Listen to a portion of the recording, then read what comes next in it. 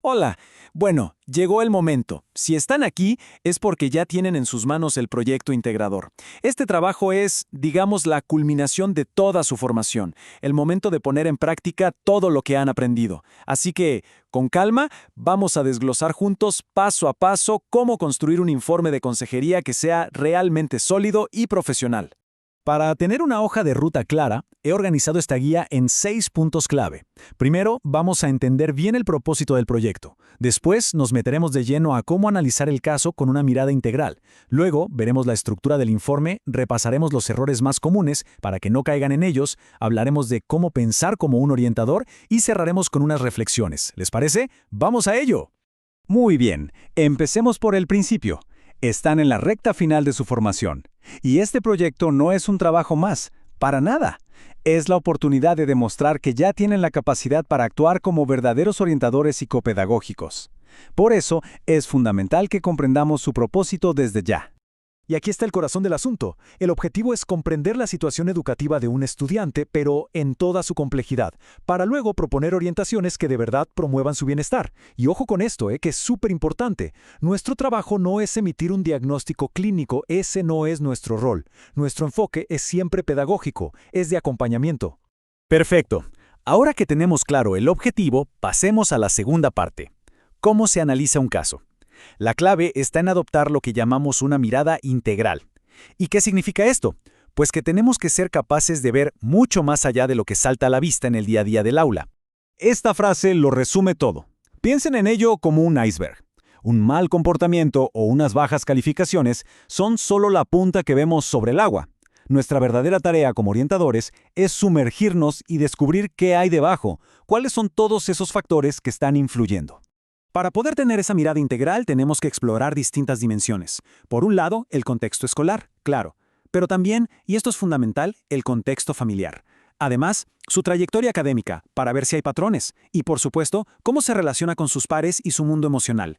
Todas estas son piezas de un mismo rompecabezas.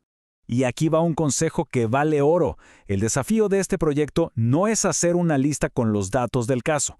La habilidad que realmente se está evaluando es su capacidad para interpretar, para conectar los puntos y explicar qué significa toda esa información en conjunto para la vida de ese estudiante en la escuela. Hay que ser un poco detectives.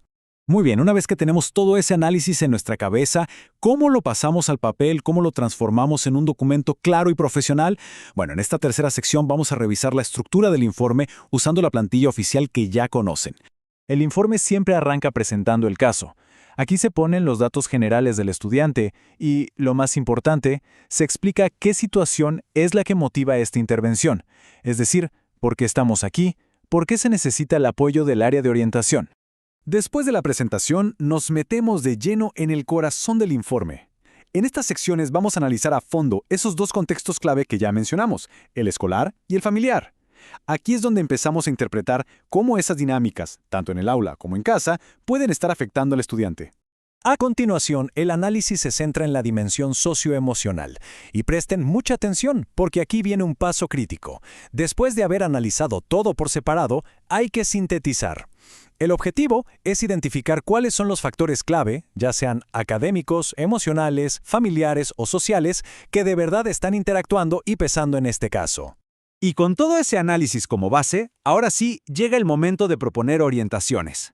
Pero cuidado, no se trata de proponer cualquier cosa. Tienen que ser realistas, coherentes con lo que analizaron y sobre todo aplicables. Son estrategias concretas tanto para los docentes en el aula como para la familia en casa.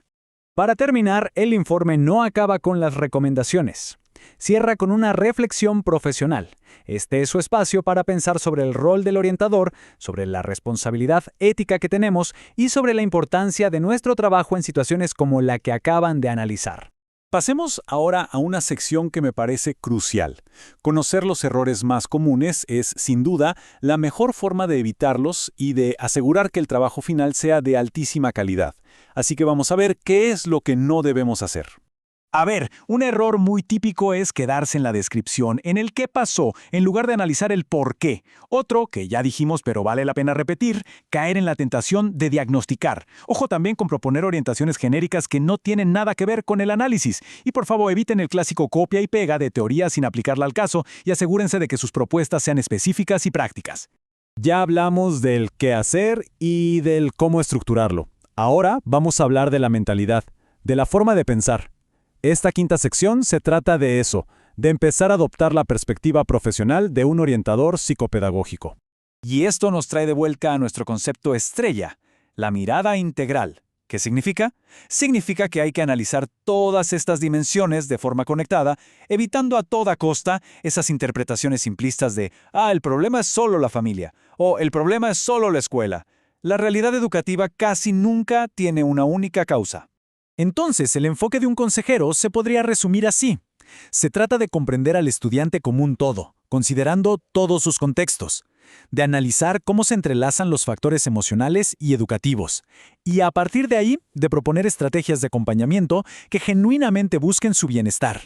No pierdan esto de vista. Este proyecto es su escenario. Es el lugar donde van a demostrar que ya tienen la capacidad profesional para analizar una situación educativa compleja y, lo más importante, para formular orientaciones que estén sólidamente fundamentadas en ese análisis. Y bueno, ya estamos llegando al final de esta guía. En esta última sección vamos a consolidar las ideas más importantes y a cerrar con una reflexión sobre ese rol profesional que están a punto de asumir. Si tuviera que resumir la actitud con la que deben encarar este proyecto, sería con estas 3 claves. Necesitan análisis crítico, para no quedarse en la superficie. Responsabilidad profesional, para actuar siempre con ética. Y, por supuesto, muchísima sensibilidad, para comprender las realidades humanas tan complejas que van a encontrar. Me fascina esta frase. Creo que captura la esencia de nuestra futura profesión. No somos solo analistas de datos, somos constructores de puentes. Puentes entre un análisis riguroso y ese acompañamiento cálido y humano que todo estudiante se merece. Y para terminar, les dejo con esta pregunta. No es una pregunta para el informe, sino para su vida profesional. Piensen en esto mientras trabajan en su proyecto, porque su labor tiene el increíble potencial de transformar la escuela en un verdadero espacio de comprensión, acompañamiento y valoración. Les deseo muchísimo éxito.